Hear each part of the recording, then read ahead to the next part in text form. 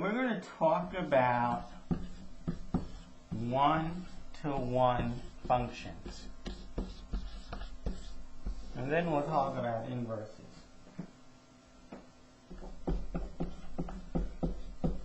First thing is to define the horizontal line test.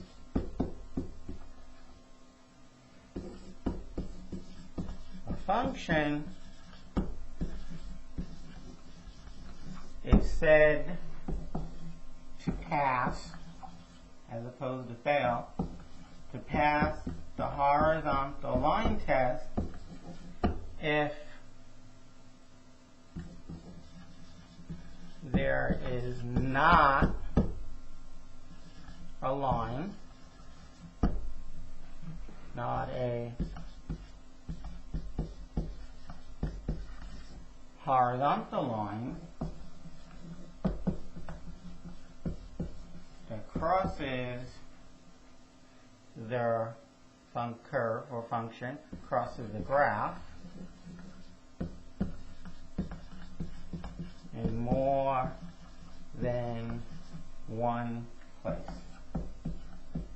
A function is said to pass the horizontal line test if there is not a horizontal line that crosses the graph in more than one place. Okay. Now we will define one-to-one function.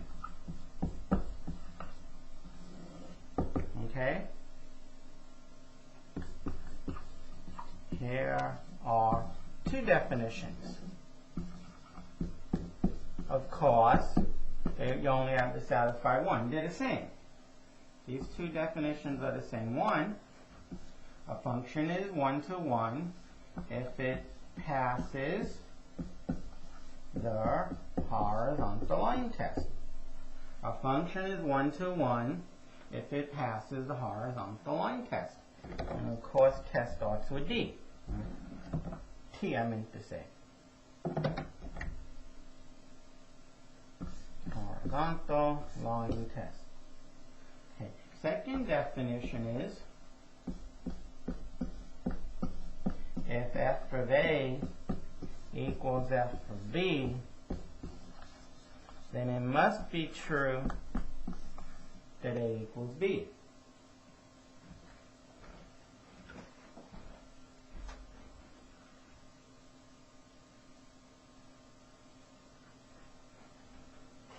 Otherwise, the graph would fail the vertical line test. Let's look at that a little bit more carefully.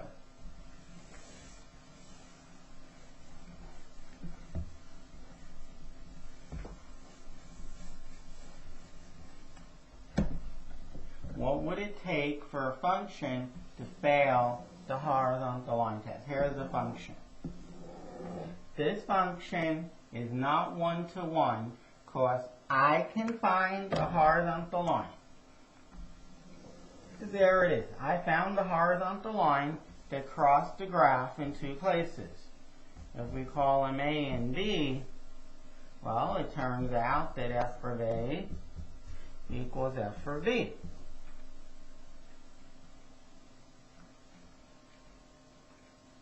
And A doesn't equal B.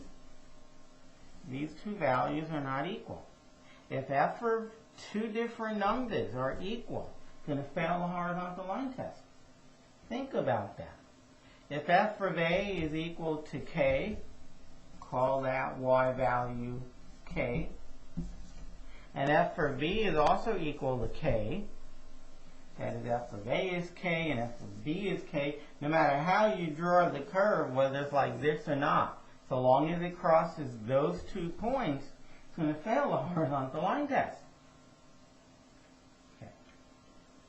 But if whenever you have this, it's guaranteed that A and B are the same, then it's our one-to-one function. We'll do some examples like that. So right now, I'm going to give you some graphs, and we're going to decide if they are one-to-one. All you have to do, imagine horizontal lines. Okay. Everything that you see other than what I just drew is part of the function. Everything but what you see in front of you right now is part of the function.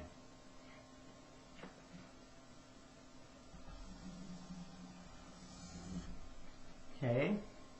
This is not one-to-one because I can find a horizontal line that crossed the graph in more than one place. So let me see what I wrote on the line before.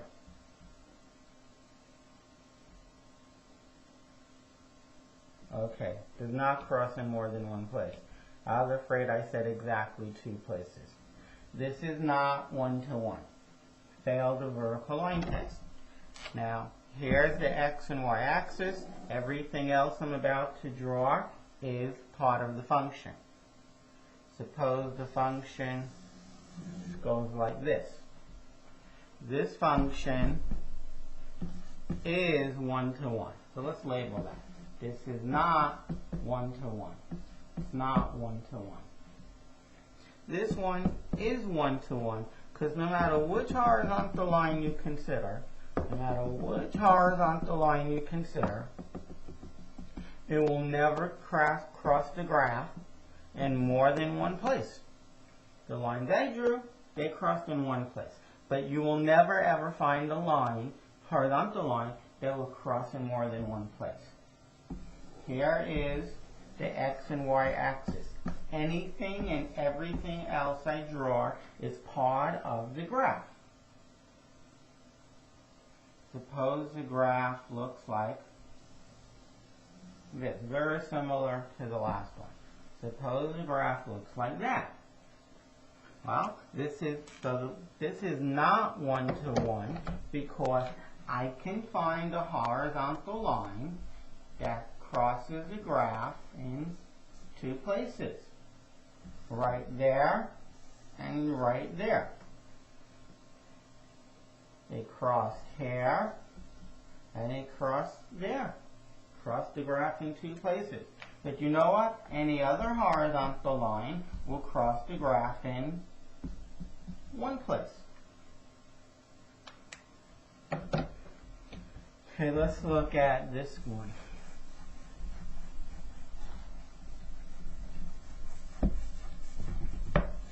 Suppose you have this graph.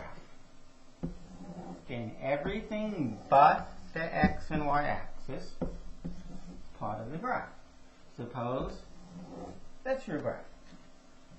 Are there any horizontal lines that cross the graph in more than one place? Well, for example, this horizontal line crossed the graph in no places. This crossed the graph in no places. This crosses the graph in 0 places. This horizontal line crosses the graph in infinitely many places. It crossed here and here and here and there and there and there and there and there. This is not one-to-one. This is not one-to-one. I found a horizontal line that crossed my graph, which again was this, in more than one point.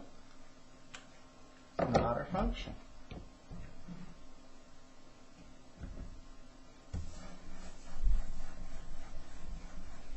How about I give you a graph like this?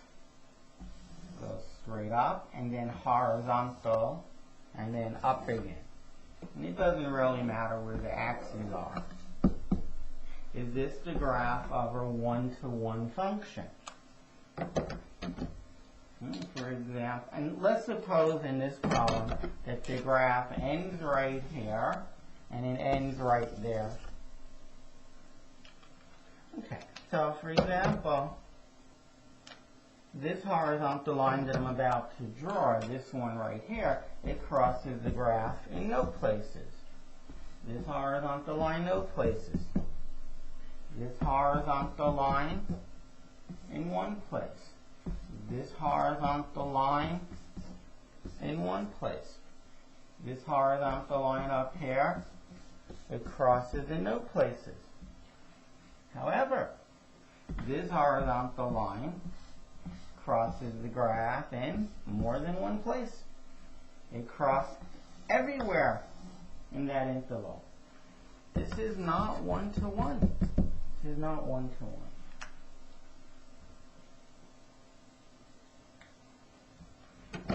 Okay. Finding out if a graph is one-to-one, we use the first definition. Now I'm going to give you some functions, and we want to see if they're one-to-one. Is f of x equals 2x plus 3 1-to-1? Well, suppose, and this is the procedure, suppose f of a equals f of b. And then you want to see if a equals b. Well, what is f of a? Instead of x, you plug in a. It's 2a plus 3. And that equals, instead of x, you plug in b. 2b plus 3. Well, if you take away 3 from both sides, for example, now you get 2a equals 2b. You divide by 2, and you can conclude a equals b. If you suppose f of a equals f of b, and you conclude that a equals b, f is 1-to-1.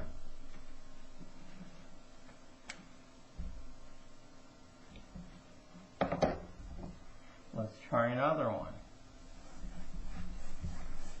You assume f of a equals f of b, and then you see if you can get that equation to say a equals b.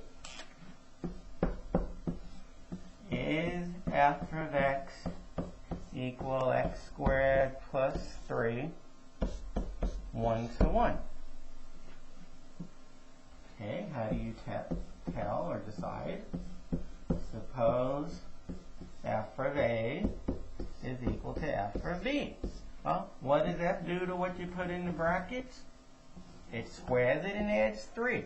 They put a in the brackets, okay, I'll square it and add 3. B, I'll square it and add 3. But these are said to be equal. We're assuming f of a equals f of b. Take away 3 from both sides, and you know that if you square a, or if you square b, they're equal. If you square two numbers and you get the same answer, do they have to be equal? The answer is no. For example, -3, if you square it, that is the same as squaring 3. Squaring 3. They're both 9. But notice, when I'm squaring, they're not equal. We know that a is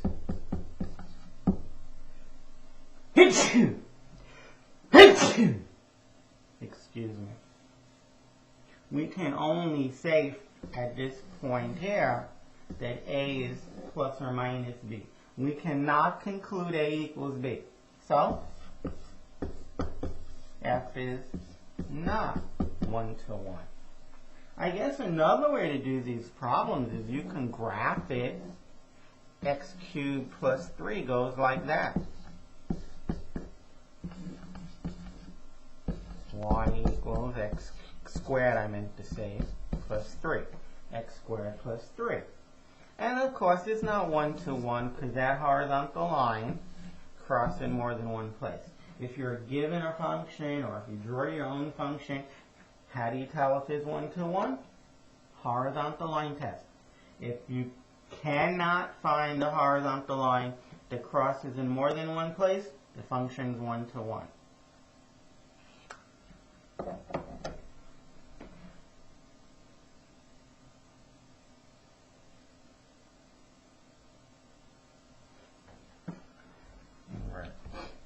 Try this one. What if I tell you f of x is x cubed minus 5?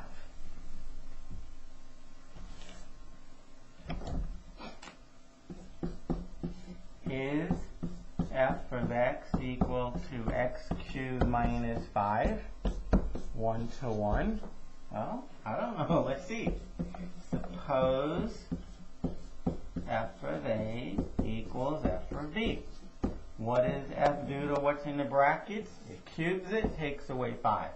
They put A in the brackets, whatever. I'll cube it, and I'll take away 5. They put B in the brackets, I cube it, I take away 5. Well, the takeaway 5s are not a big concern because we can add 5 and get rid of it. And here we are. If A cubed equals B cubed, are the numbers you cube in the same? Can you cube different numbers and get the same answer? The answer is no. For example, if you cubed negative 2, you'll get negative 8. But if you cube positive 2, you'll get positive 8. And you can't cube anything else, for example, to get 8 or negative 8. If you cube two numbers and you get the same answer, you cube the same number. If you and your classmate put a number in your calculators and then you hit the cube button and you got the same answer, you plug the same numbers in. Okay, so since it does, we assumed f of A equals f of B, and we do conclude that A and B are the same. We now know f of x is 1 to 1.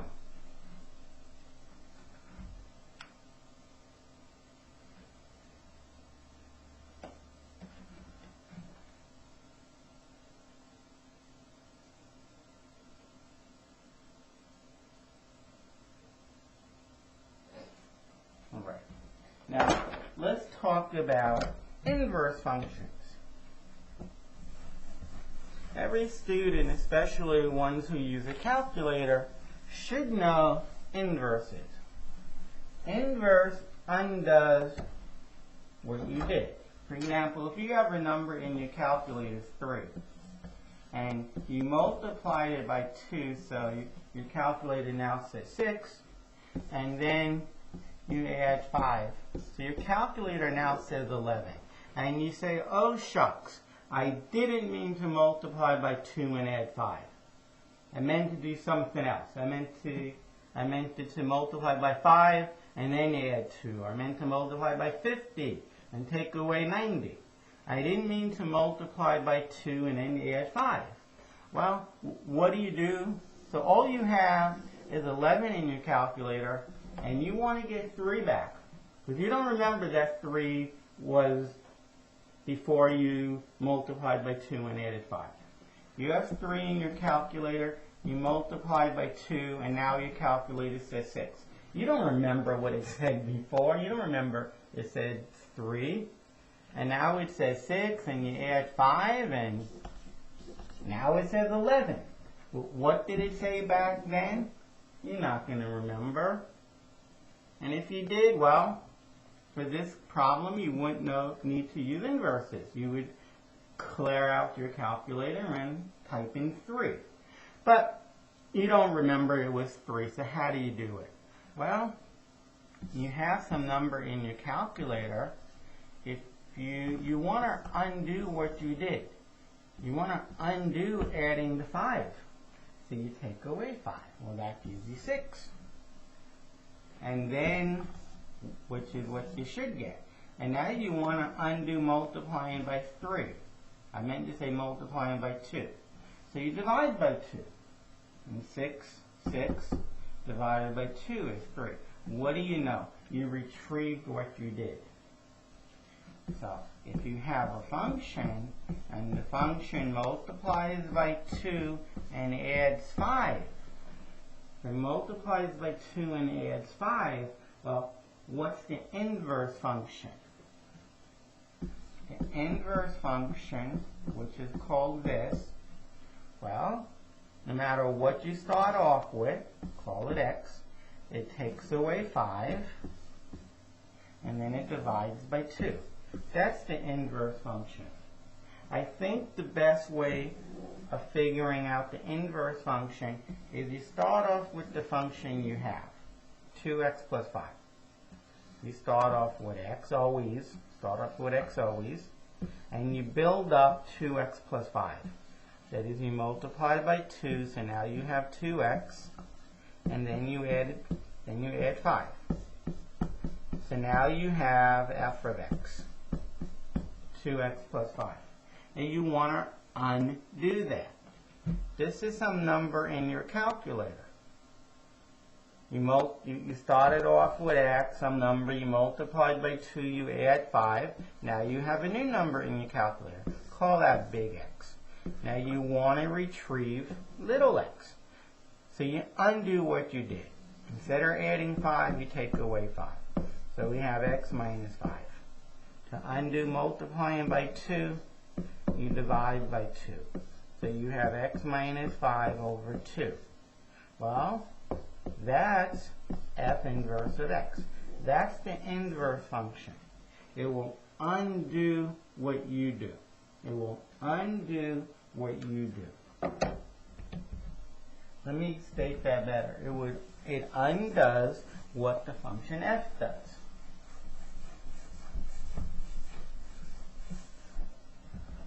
For example, if f of x, if f of 3 is equal to 6, then the inverse function, it will take your answer, if you evaluate it at your answer, it will get you back the original number you plugged in, 3. If f of 5 is equal to 11, then f inverse of this number gives you back 5.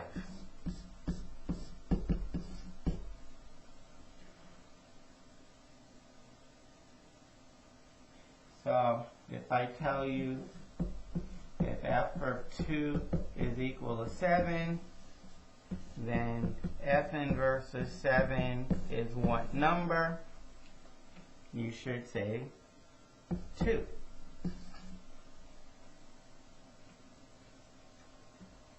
For example, if f of x was 3x plus 1, well then f of 2 would be 3 times 2 or 6 plus 1, which is 7. Okay, you had 2 in your calculator and you multiplied it by 3 and then you added 1, and that's the number in your calculator. Well, how do you get that number back? You apply the inverse function, and that will give you back the original number 2. Basically, don't get caught up on numbers. If f of a is equal to b, then f inverse of b gives you a. And that's your Bible for this problem. And if they tell you f of 11 thirds is equal to negative the square root of 13, then, well, a is 11 over 3, and b is negative the square root of 13. So f inverse of b, negative the square root of 13, is equal to a, which is 11 thirds.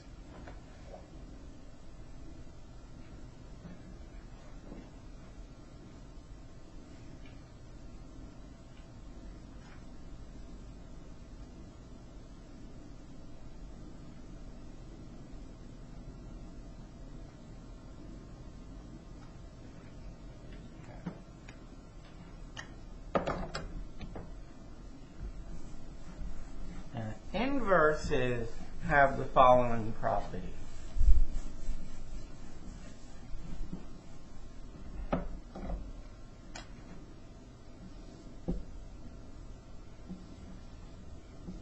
F of x and f inverse of x have the following properties. Following two properties.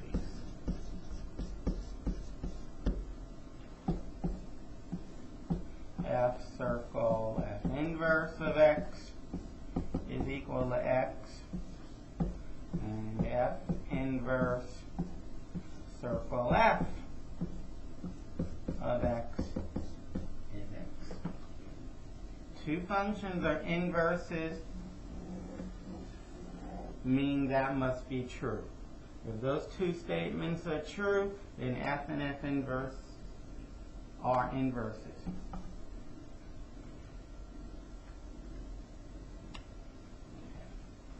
So show that f and g are inverses of each other.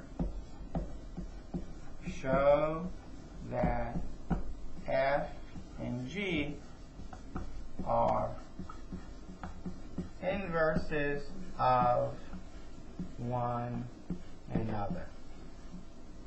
And I tell you that f of x is 2x minus 5, and g of x is x plus 5 over 2. So what we need to do is verify 1 and 2 up here. We need to find out what f inverse circle f is.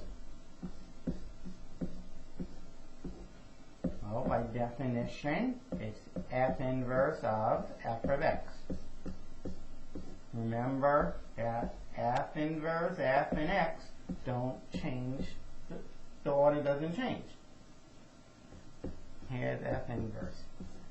F of x is right there, 2x minus 5. Okay, now we have to find f inverse of that. Oh, excuse me, sorry. There's no f inverse, there's f and g. Sorry about that. F and g. I just mislabeled it. Instead of f inverse, it should say g.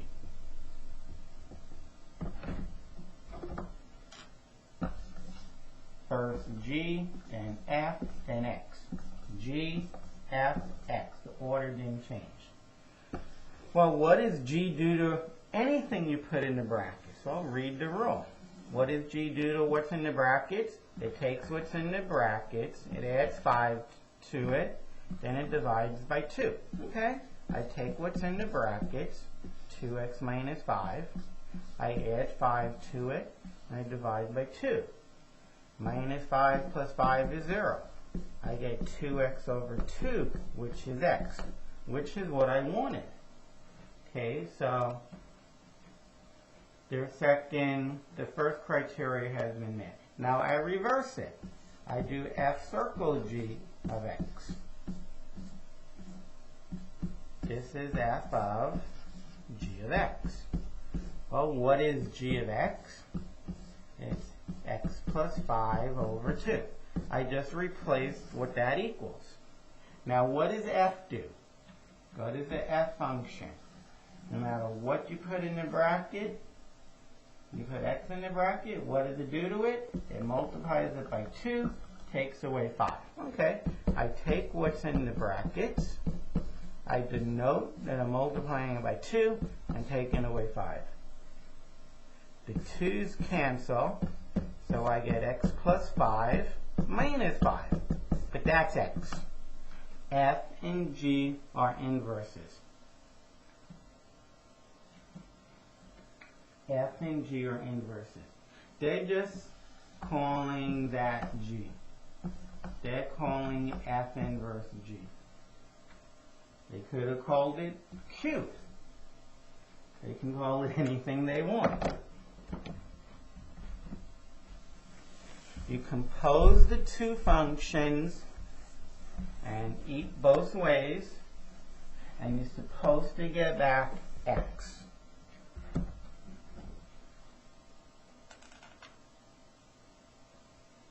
Suppose you have f of x is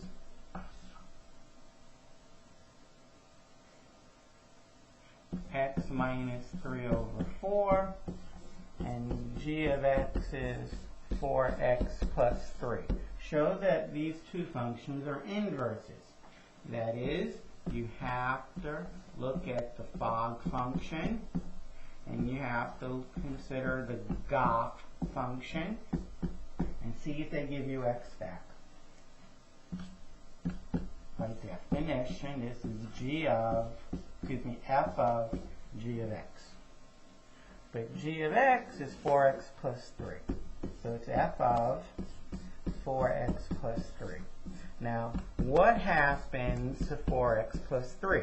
What does f do to it? Well, whatever you put in the parentheses, first, here it is, x, you take away 3, and then you divide by 4. Okay, I'll take away 3, at least I'll denote it, and then I'll divide by 4. Well, you know, 3 minus 3 cancels out, and 4x over x, I meant to say over 4, that is x. Now we do gof of x, which is g of f of x. What's f of x? I want to take g of it. What's f of x? It says right there. It's x take away 3 over 4. Now g comes into play. What does g do to what's in the brackets? Well, when it's something, look at it when it has something simple in the brackets, like x. It multiplies it by 4 and adds 3. Okay, no matter what's in the brackets, I'm going to multiply it by 4 and add 3. Well, what do you know? The 4's cancel. Now I have x minus 3 plus 3. But the 3's cancel and you just get x, which is what you wanted to get. You just need to show that this and this both equal x. And when they don't, they're not inverses.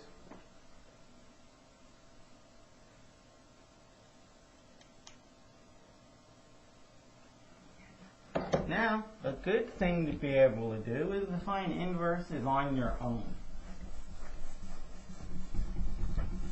I tend to do it differently than most people, than most textbooks.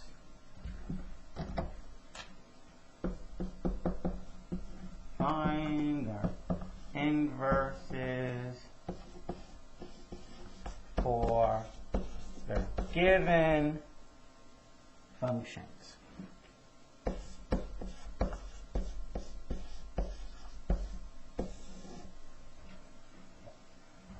Suppose I tell you that f of x is equal to 3x minus 5. And how I would do this is, I want to see what's being done to x and then undo it. So I start off with x. I multiply it by 3.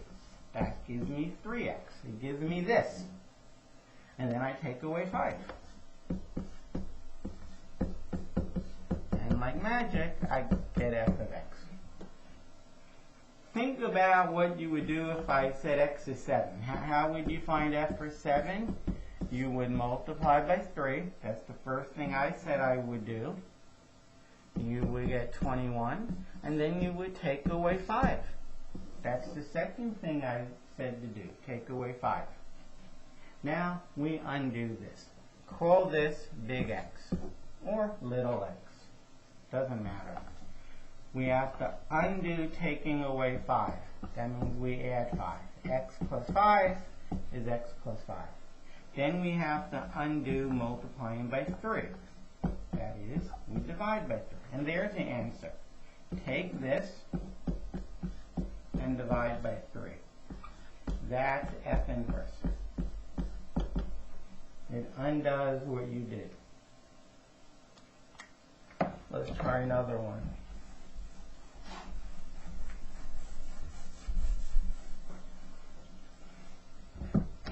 Suppose I tell you that g of x is 1 over x plus 2. So exactly what does g do to x? Well, first, it takes the reciprocal. And then it adds 2. And that's f of x. Now just for the record, how do you undo taking the reciprocal? Well, if you take the reciprocal, say, of 2/3, you get 3/2. You know, if you take the reciprocal again, you get back what you started with. To undo taking reciprocal, you take reciprocal again.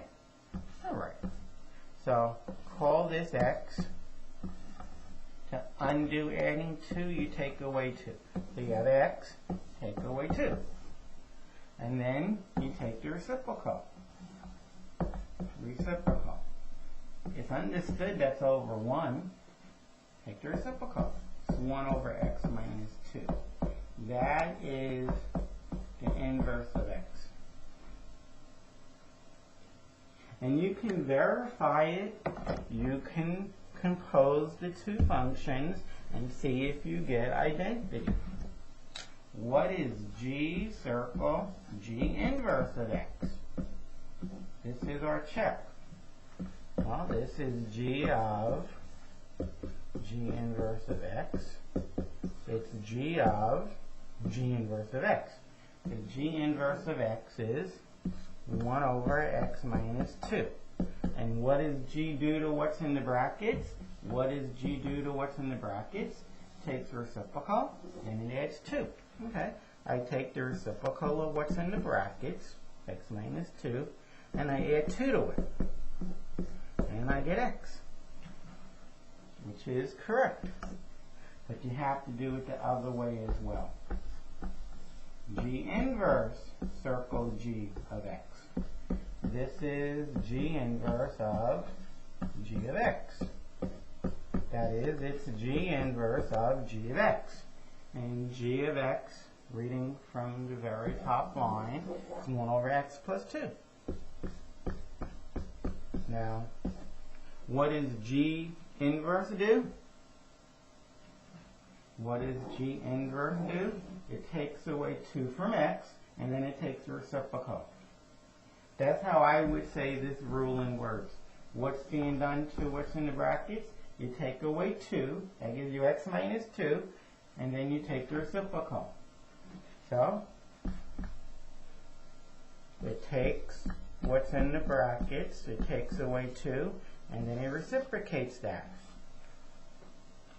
Well, what's in the bottom is just 1 over x, because 2 minus 2 is 0. But that's x. 1 divided by 1 over x is just x. So that is the right inverse. And not only did we find the inverse, g inverse of x, we verified we were right. On an exam, for example, check it, make sure. That way you know when you leave the test, and there's no doubt in my mind I got that problem right, or no doubt in my mind I got that problem wrong.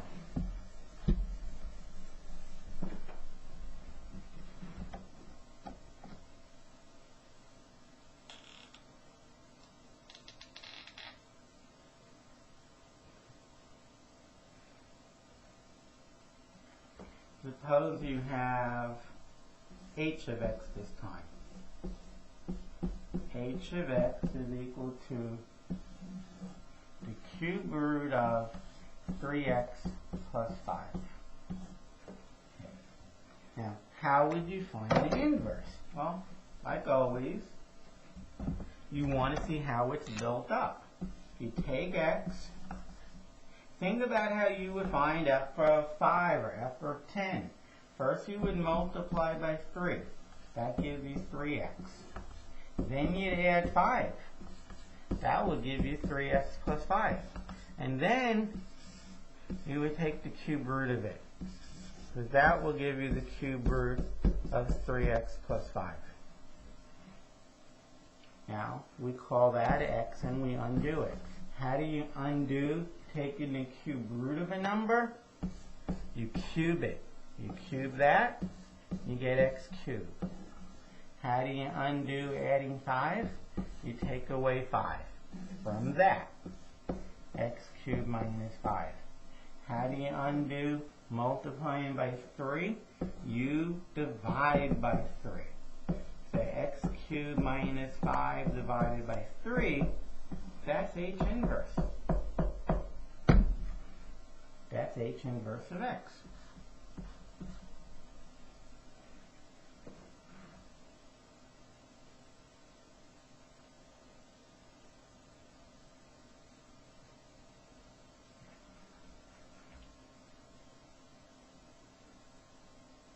Now sometimes you can't get away doing it the way I'm showing you. But I think when you can, what I'm showing you is a nice way to do inverses, or define inverses. Suppose you have that f of x is x minus 2 over x minus 4. Now how would you undo that?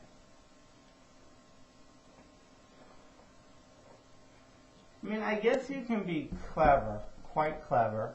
Now, if the bottom's x minus 4, I would love to have x minus 4 on the top, or 2 times x minus 4 on the top. Well, if you have x minus 2, if I say x minus 4, well then I have to add back 2. So this becomes x minus 4 over x minus 4 plus 2 over x minus 4. That is, it's 1 plus 2 over x minus 4. That was somewhat complicated, so this may not be the greatest way of doing it. But how do I build up f of x? Well, I take x, and then I take away 4. That gives me x minus 4. And then I take the reciprocal. That gives me 1 over x minus 4. And then I multiply by 2. That gives me 2 over x minus 4. I have this. And then I add 1 to it. I add 1. So I have 1 plus 2 over x minus 4, which is f of x. Now we undo it. Call this mess x. Undo adding 1 by taking away 1. X minus 1. Undo multiplying by 2. Divide this by 2. X minus 1 over 2. To undo the reciprocal, you do the reciprocal again. Flip it over. You get 2 over x minus 1. To undo taking away 4, you add 4. So you have 2 over x minus 1 plus 4, and this would be f inverse of x. If you wanted to, you can get a common denominator, which would be x minus 1.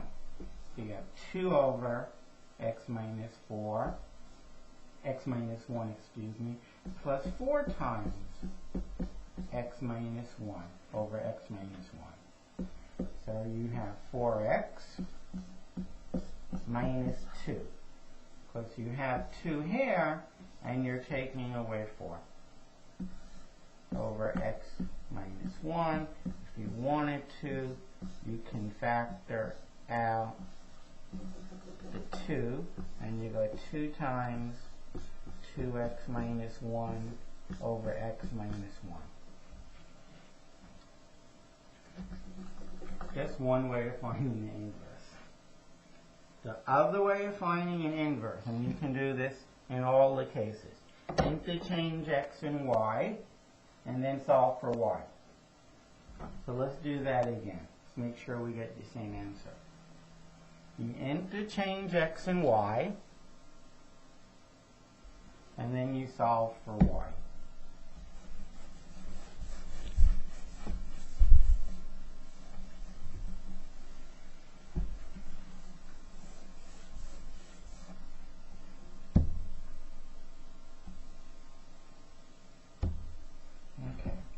So remember, f of x is y. So y equals this.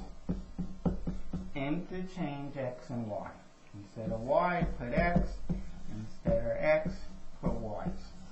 Now solve this for y. This bottom times x is equal to y minus 2.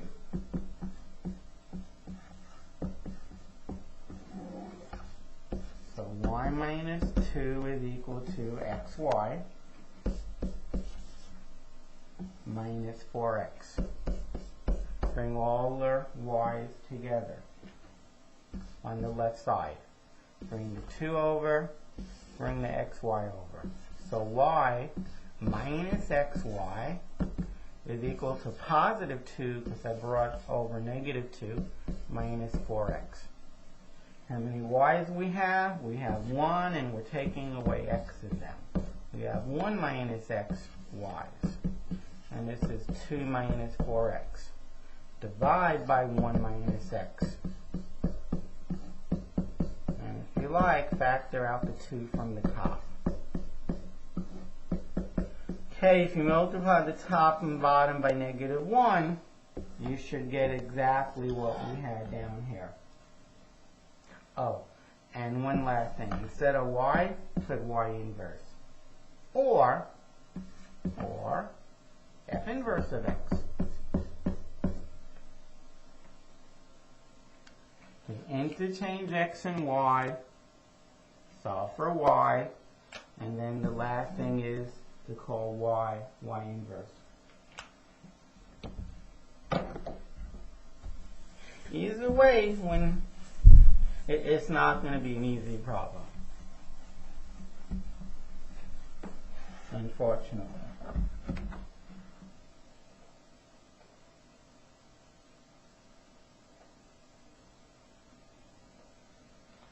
Now, how would you graph a function given f of x? If f of x, if y equals f of x, looks like this. Well, first, let me put this down.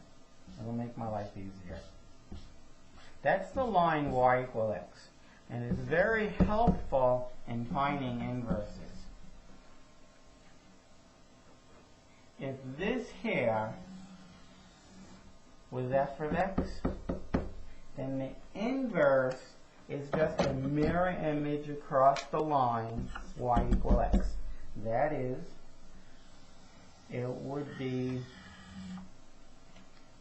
not that, but more like this. Okay, it should be exactly the mirror image. If I'm off a little bit, understand that I'm off a little bit. For example, if this is 5, then that better be 5 as well.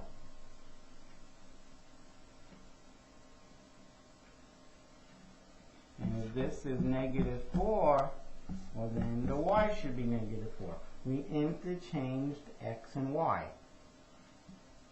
If this point right here is 3, 4, well then this point right here should be 4, 3. It also should be a little bit higher.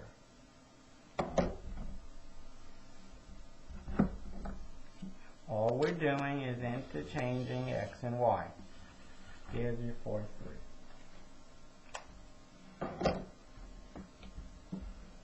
So, what we say is this lower graph is f inverse of x. The one that's all in red.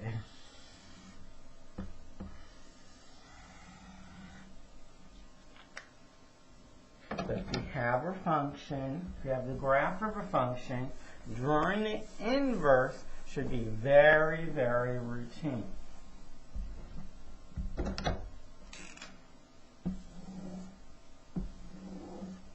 If you have a graph, here's the line y equals x.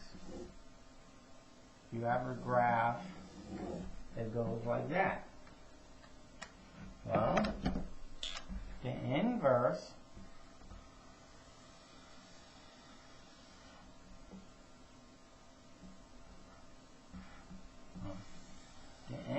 should go like that.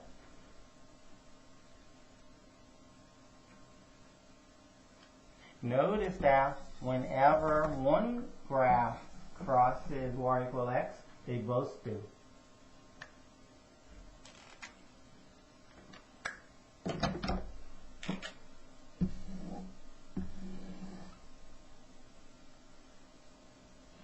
Now, what you can do is the following. You have some graph, y equals x. You have that graph.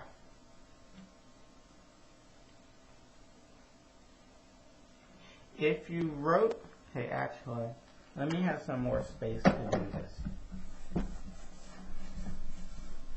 This is definitely a technique you should see in person, but oh well.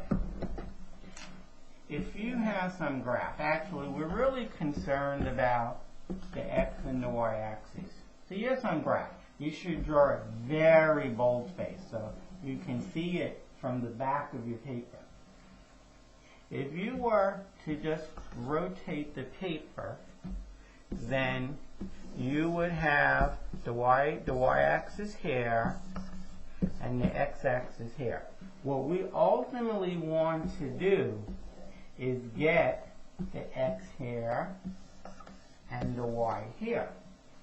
Now, I'm not sure what the graph would look like, but it doesn't matter. You go from here to here by rotating the paper 90 degrees. And then you turn the paper around. It's front to back. That is, you do whatever it takes. You're going to have to be looking through the paper now, through the back of the paper. You want to see x here and y here. The y is going to look sideways, but you should see x here and y here. And if this is what you see, that's the inverse. Okay, whatever it takes. Get x in the top, get y in the bottom right. Don't come and say, oh, I'm gonna call that x and that y. No, because that's not the inverse. Leave the x and the y alone. That is, don't change the writing.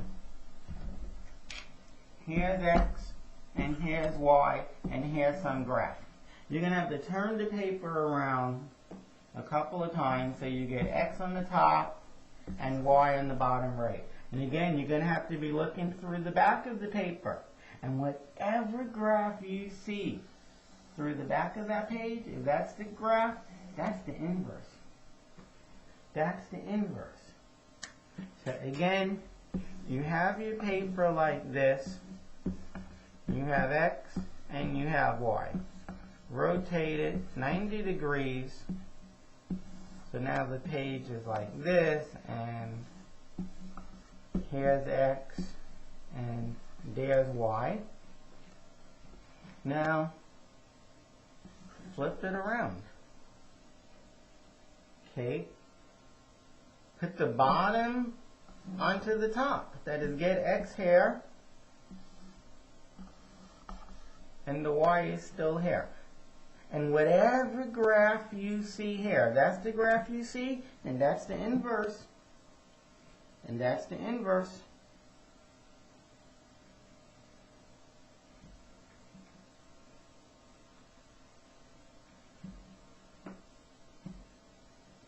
It'll be the inverse of something like that, or maybe I have it backwards.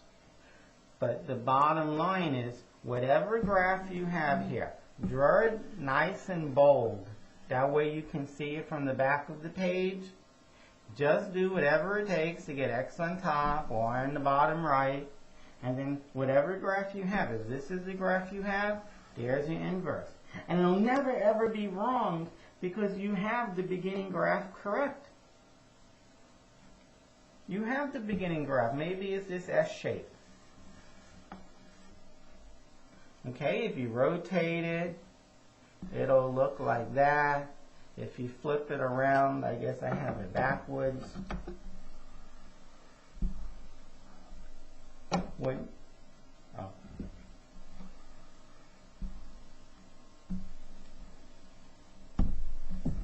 When you flip it around, that is, when you get the x on the top and the y on the bottom right, you will have something that looks like that. And that will be your inverse. Draw this nice and dark so you can see it through the page. And you'll never ever get inverses wrong. Excuse me. You'll never graph inverses wrong. Never. They're giving you the graph in a lot of ways.